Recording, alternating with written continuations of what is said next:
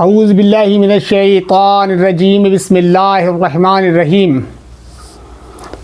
معزز سامعین حضرات، جیسا کہ آپ کو پتہ ہے کہ ہمارے اس چینل پر درس قرآن کا سلسلہ جاری ہے۔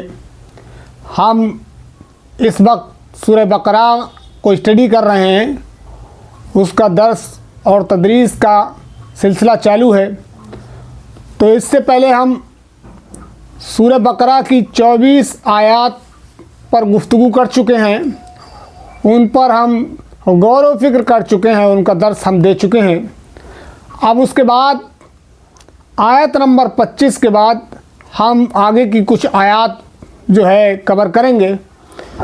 تو آیت نمبر 25 سے اب ہم شروعات کرتے ہیں، ذرا غور سے اس کو سنیں اور اس پر عمل کرنے کی کوشش کریں۔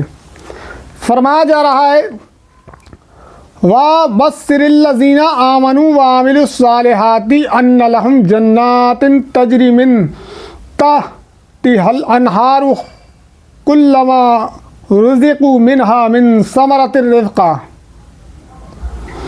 اور اے پیغمبر صلی اللہ علیہ وسلم، جو لوگ اس کتاب پر ایمان لے آئے اور اس کے مطابق اپنے عمل درست کر لیں، انہیں خوشخبری دے دو کہ ان کے لیے ایسے باغ ہیں جن کے نیچے نہریں بہتی ہوں گی۔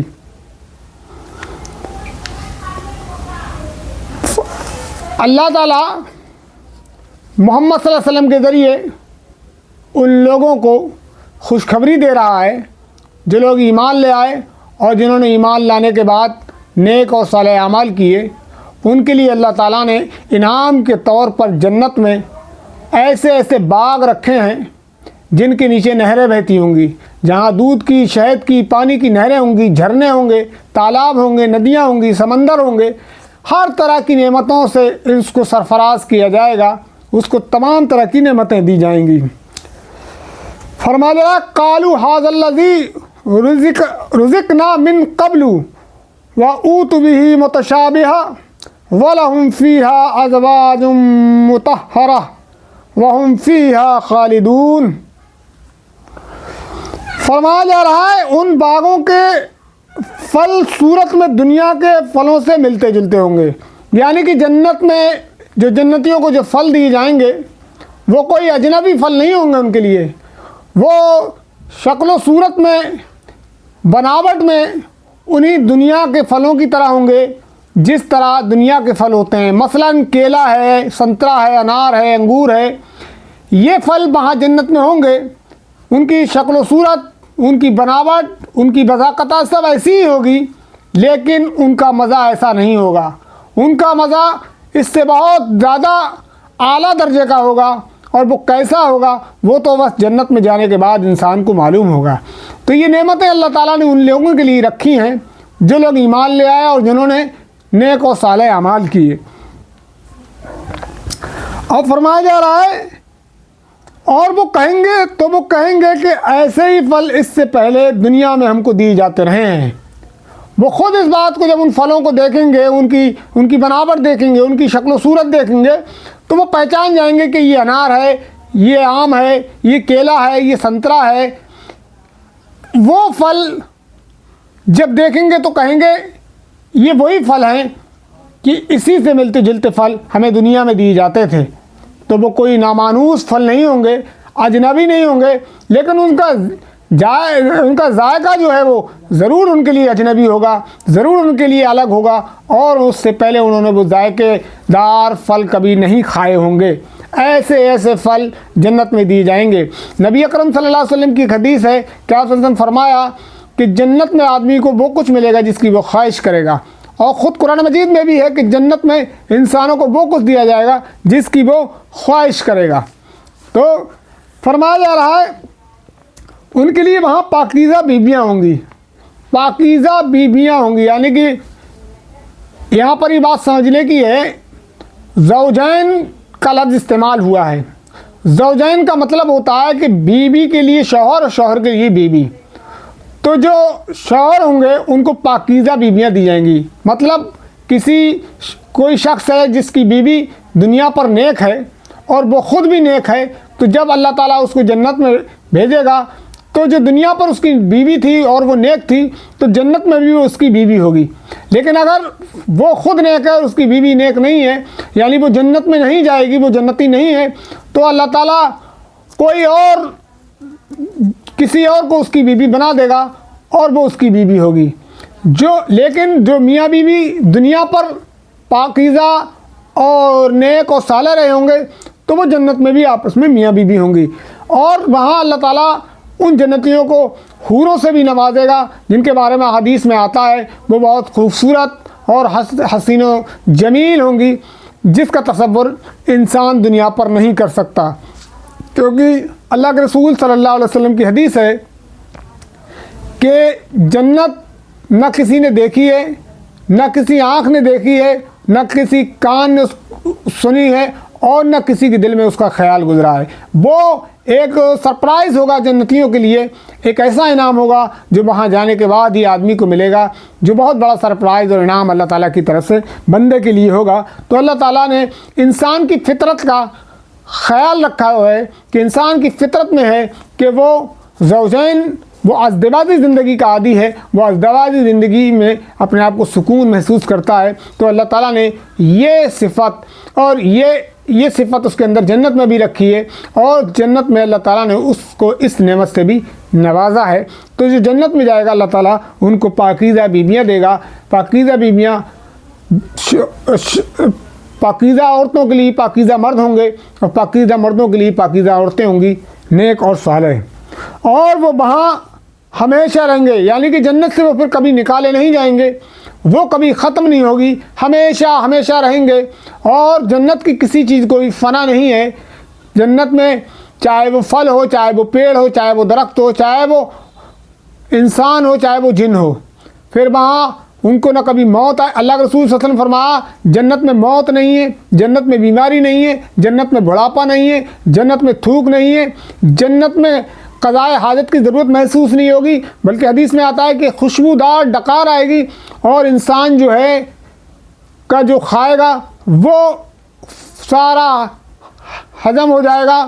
اور حدیث میں آتا ہے کہ مثلاً کسی پیڑ پر آم لگا ہوا ہے، کسی آم کے پیڑ پر آم لگا ہوا ہے اور کسی جنتی نے اسے توڑ کر کھا لیا، تو جب وہ اس کو توڑے گا تو وہ توڑنے کے بعد ایک دوسرا آٹومیٹک وہاں خود لگ جائے گا، کیونکہ جنت کی کسی چیز کو فنا نہیں ہے. جنت ہمیشہ سے ہے اور ہمیشہ رہے گی، اور جو جنت میں جائے گا وہ بھی ہمیشہ ہی جنت میں رہے گا. پھر آگے فرمایا جا رہا ہے ان اللہ لا یستحی ان یضرب مثلا ما بعوضۃ فما فوقها فاما الذین آمنوا فَيَعْلَمُونَ أَنَّهُ الْحَقُّ مِنْ رَبِّهِمْ وَأَمَّا الَّذِينَ كَفَرُوا فَيَقُولُونَ مَاذَا أَرَادَ اللَّهُ بِهَذَا مَثَلًا يُضِلُّ بِهِ كَثِيرًا وَيَهْدِي بِهِ كَثِيرًا. ہاں اللہ اس سے ہرگز نہیں شرماتا کہ مچھر یا اس سے بھی حقیر تر کسی چیز کی تمثیلیں دے. کفار مکہ ہمیشہ اس بات پر اعتراض کرتے تھے کہ یہ کیسا خدا ہے تمہارا، کیسا اللہ ہے جو مچھر اور مکھی جیسی حقیر چھوٹی چھوٹی چیزوں کی مثالیں جو ہے قرآن مجید میں دیتا ہے. تو اللہ تعالیٰ خود قرآن میں کہتا ہے کہ اللہ تعالیٰ کو اس سے شرم نہیں آتی کہ وہ مچھر یا مکھی اس سے بھی زیادہ حقیر چیز کی تمثیلیں یا مثالیں تمہیں دے.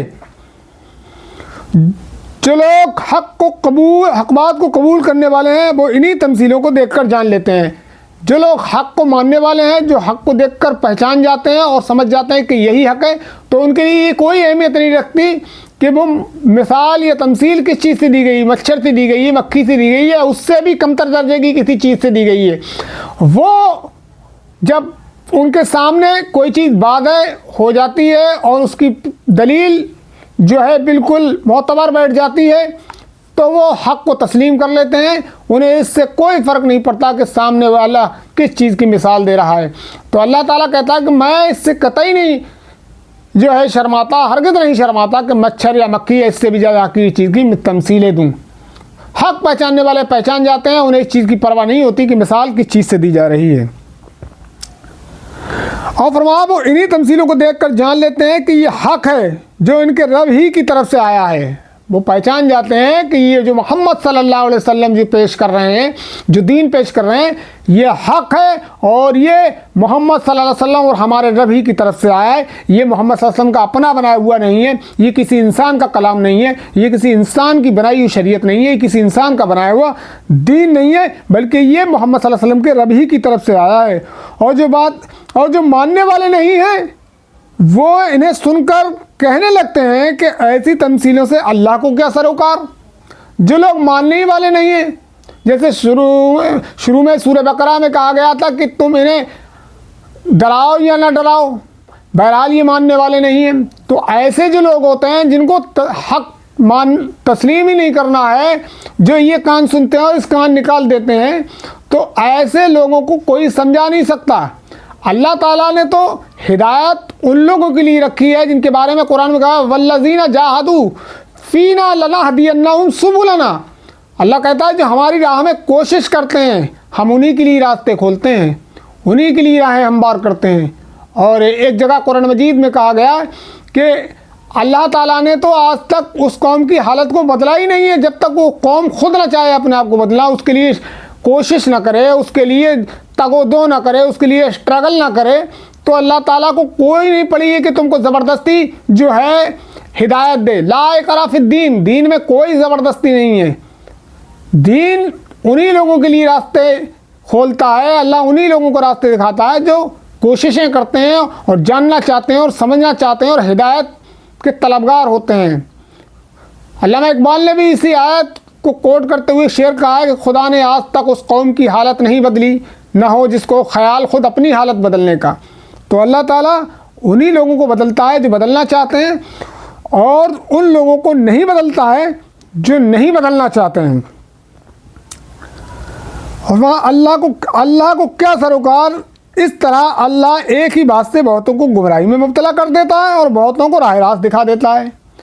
جو لوگ ماننا چاہتے ہیں انہیں اللہ راہ راست دکھا دیتا ہے، اور جو نہیں ماننا چاہتے انہیں اللہ تعالیٰ گمراہ کر دیتا ہے۔ گمراہ کا مطلب یہ ہے کہ اللہ تعالیٰ نہیں چاہتا انہیں گمراہ، وہ خود گمراہی میں پڑے ہوئے ہیں، تو اللہ کو کچھ نہیں پڑی ہے، کوئی نہیں پڑی ہے کہ زبردستی ان کو نماز کے لیے بلائے، یا زبردستی ان کو جو ہے اسلام کی طرف بلائے، یا زبردستی ان کو ہدایت دے۔ ہدایت انہی کو ملے گی جو ہدایت کے طلبگار ہوں گے، جو میں نے ابھی صورت پڑھی، اللہ انہی کے لیے راستے کھولتا ہے جو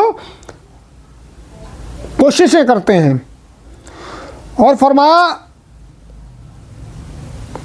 وما یضل بہ، اور گمراہی میں وہ انہی کو مبتلا کرتا ہے جو الا الفاسقین، جو فاسق ہیں۔ اللہ تعالیٰ گمراہی میں انہی کو مبتلا کرتا ہے جو فاسق ہیں۔ اور فرمایا الذین ینقضون عہد اللہ من بعد میثاقہ ویقطعون ما امر اللہ بہ ان یوصل ویفسدون فی الارض اولئک هم الخاسرون۔ اللہ کے عہد کو مضبوط باندھ لینے کے بعد توڑ دیتے ہیں وہ فاسق لوگ، جو اللہ کے عہد کو باندھتے ہیں اور پھر توڑ دیتے ہیں، اللہ کی نافرمانی پر اتر آتے ہیں اور اللہ کے عہد کو توڑ دیتے ہیں۔ یعنی جو اللہ تعالیٰ سے انہوں نے عہد کیا ہے کہ اللہ ہم تیری بندگی کریں گے، تیری عبادت کریں گے، تیرے ہی بتائے ہوئے راستے پر چلیں گے، لیکن چلتے اپنے نفس کے راستے پر ہیں، شیطان کے راستے پر ہیں، غداروں کے راستے پر ہیں، اور اپنے نفس کی غلامی کرتے ہیں۔ فرمایا اللہ نے جسے جوڑنے کا حکم دیا ہے اسے کاٹتے ہیں، اور اللہ تعالیٰ نے جس چیز کو جوڑنے کا حکم دیا ہے اسے کاٹتے ہیں۔ یعنی جن روابط کے قیام اور استحکام پر انسان کی اجتماعی انفرادی فلاح کا انحصار ہے اور جنہیں درست رکھنے کا اللہ نے حکم دیا ہے، ان پر یہ لوگ تیشہ چلاتے ہیں۔